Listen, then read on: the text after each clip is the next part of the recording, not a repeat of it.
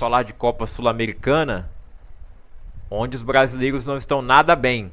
Pela quarta rodada da Sul-Americana, o Godoy Cruz venceu por 1 a 0 o Sportivo Luquenho na terça-feira. O Nacional Potosí empatou em 2 a 2 com o Guarani do Paraguai. O Vitória empatou contra o Defensa e Justiça, Vitória que não consegue vencer na Sul-Americana. Nesses 4 jogos, 3 empates e 1 derrota. Está em terceiro lugar do grupo com 3 pontos, a mesma pontuação do Defensa e Justiça. O Independente venceu por 5 a 1 o Boston River. Ficou até barato. O Corinthians empatou em 1 a 1 com o América de Cali.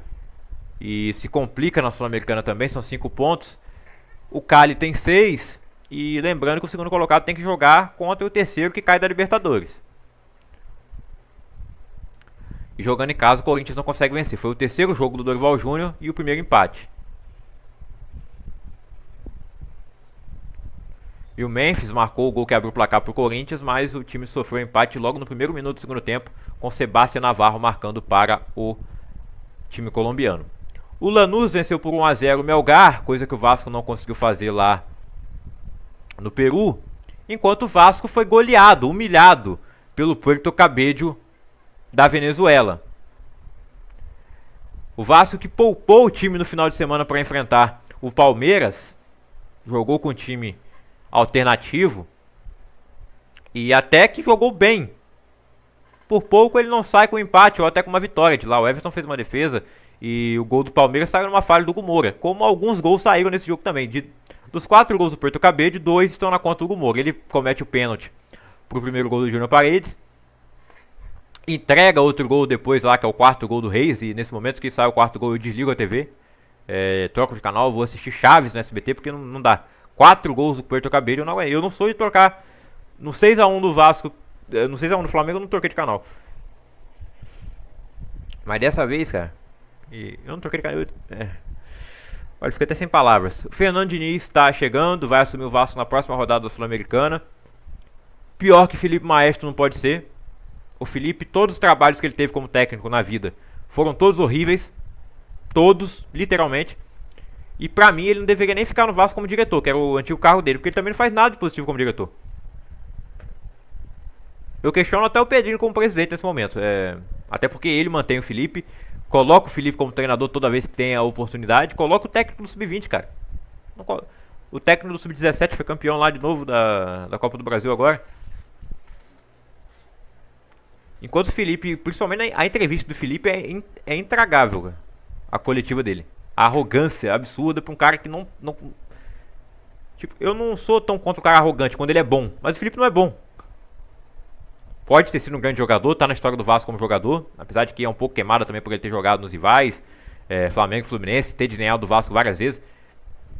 E não vejo muito hate da torcida, como tem, por exemplo, o Romário, que é muito, mas muito maior que o Felipe, né? Inclusive o Romário sendo jogador e técnico ao mesmo tempo, fez um trabalho melhor. E faria hoje, jogando inclusive. Se quiser o Romário aí, senador, vamos lá, vai treinar e jogar quando você quiser, vem aqui. Mas não, o Romário tá lá fazendo isso estava fazendo isso no América, né? Não sei se tá fazendo mais. Enfim, Fernando Diniz assume o Vasco na próxima partida contra o Lanús. E, cara, humilhante. 4 a 1 pro Puerto Cabello. O Vasco cagou sangue pra vencer o Puerto Cabello em São Januário. E o Puerto Cabello venceu o Vasco com a maior facilidade lá na Venezuela, com direito a gol de cabeça de um jogador de 1,59 m. Um jogador de 1,59 m fez um gol de cabeça.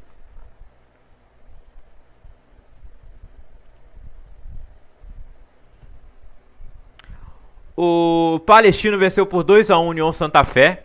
Jogo no grupo do Cruzeiro. Cruzeiro que não tem mais chance de se classificar. Empatou em 1 a 1 com o Mussuk-Runa. Perdeu no Mineirão. Empatou lá fora. Lanterna do grupo, 1 ponto. Não tem chance de se classificar. O Mussuk-Runa lidera com 10. O Palestino tem 9. O União Santa Fé também já não tem chance. Ele pode até vencer os 2 próximos jogos. Ir a 6, depois ir a 9. Empatar com o Palestino. Dá pra fazer isso? Vai depender do Cruzeiro para ajudar ele. Então não vai acontecer, né? Se o Cruzeiro, precisando, ainda tendo chance de se classificar, não venceu os jogos que precisava, não venceu nenhum jogo, imagina já eliminado, né? E o técnico Leonardo Jardim, na entrevista pós-jogo, falou que o objetivo do Cruzeiro não era jogar Sul-Americana, que é uma competição pequena, que o Cruzeiro não deveria estar ali, devia estar na Libertadores, então dane-se essa competição. Competição que o Cruzeiro foi vice-campeão no passado, perdeu a final pro Racing. Ainda não era o Leonardo Jardim, né? Era Fernando Diniz, novo técnico do Vasco. Que espero que leve o Vasco também à final. Mas naquela ocasião eu não teria trocado o Seabra pelo Diniz naquele momento. Eu achei uma decisão completamente assim baseada na fama do técnico. Foi essa a justificativa pro Cruzeiro trocar o Seabra pelo Diniz. Inclusive o Seabra faz um trabalho nesse momento excelente no Bragantino, colocando o time na liderança do Brasileirão, depois de um estadual um pouco conturbado. O Clube Atlético Grau empatou em 0 a 0 com o Grêmio. O Grêmio está em segundo lugar, mas nada bem com o Mano Menezes ainda, né? Uma vitória até agora, em 4 jogos. O Once Caldas venceu por 1 a 0 a União Espanhola, jogo no grupo do Fluminense. Mais uma vez Renato Gaúcho não viajou para enfrentar o Clube Gualberto Villarreal San José. 1 a 0 para o San José. Time reserva, Renato Gaúcho na praia. E o Fluminense dessa vez perdeu. Da outra vez empatou, agora perdeu. Está nesse momento em segundo lugar do grupo. Ainda dá para pegar a primeira colocação. Antes o Vasco tivesse feito isso aí, né? Contra o Puerto Cabello. Que era pra mim o que devia fazer. Coloca o time força máxima contra o Villarreal, bota misto contra o Puerto Cabello. Foi lá com força máxima e tomou.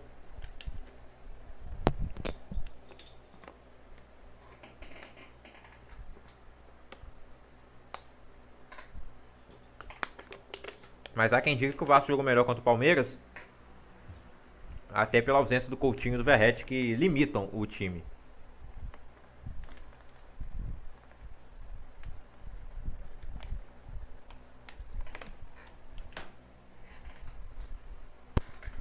Mas aí se era força máxima, por que o Nuno Moreira estava no banco? O Atlético Mineiro também teve um resultado muito ruim. O ano do Atlético Mineiro começou muito bem com a campanha no Campeonato Mineiro, campeão, aí aquela expectativa toda pro Campeonato Brasileiro, um dos favoritos. Tá sendo decepcionante até aqui. E essa campanha na Sul-Americana também. Não dá pra dizer que o Atlético tá poupando e não dando a mínima pra Sul-Americana como tá o Fluminense. Nos jogos fora de casa, pelo menos. O Atlético tem colocado o que tem de melhor à disposição. Dessa vez, por exemplo, o Hulk não tava, mas ainda assim é um time muito melhor que o Iquique. Como é que você perde para um time chamado Deportes Iquique? 3 a 2 para o Deportes Iquique. 2 gols de Álvaro Ramos. E o Atlético até saiu na frente do gol do Rubens, né? O Bernardes conta lá no final. O Cuca pode começar a ser pressionado e ele mesmo deve pedir o boné em algum momento, né? Igual ele fez no Atlético Paranaense. Com uma crise muito menor no Atlético Paranaense, ele saiu e desencadeou uma crise maior que fez o Atlético Paranaense ser rebaixado. E lembrando, o Atlético Mineiro quase caiu também. Aliás, se ele tivesse caído, o Atlético Paranaense não teria. Eles se enfrentaram até na última rodada, inclusive. Pode ser que dessa vez o Cuca seja responsável por rebaixar mais um time. Mais um Atlético. Pelo momento atual, tem que acordar rápido. O Huracan venceu por 3 a 1 o Racing, no grupo do Corinthians. E o Cienciano venceu por 3 a 1 Caracas, da Venezuela. No grupo A, então, temos Guarani com 8 pontos, Independente com 6, Nacional Potosí com 4 e Boston River também com 4. No grupo B, Universidade Católica tem 10, Cerro Largo tem 4, Vitória tem 3 e o Defensa e Justiça tem 3 também. No grupo C, Huracan tem 10, América de Cali tem 6, Corinthians 5, Racing 0. Godoy Cruz tem 10 pontos no grupo D, Grêmio 8, Atlético Grau 2, Luquenho 1.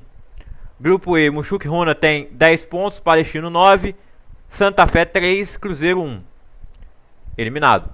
Grupo F, Once Caldas tem 9, Fluminense 7, San José 4 e União Espanhola 2. No grupo G, Lanús tem 8 pontos, Vasco 5, Puerto Cabello 4 e Melgar 4 também. No grupo H, Cienciano tem 6, Atlético Mineiro 5, Caracas 5 e o Iquique 4. Ismael Dias é o artilheiro da Sul-Americana do time da Universidade Católica. Dairo Moreno do Once Caldas tem 4 também. Tem 4 também não. O Ismael tem 6, o Dario tem 4 e o Júnior Marabel, não é Mirabel, que é jogador do Palestino, tem 4 gols também.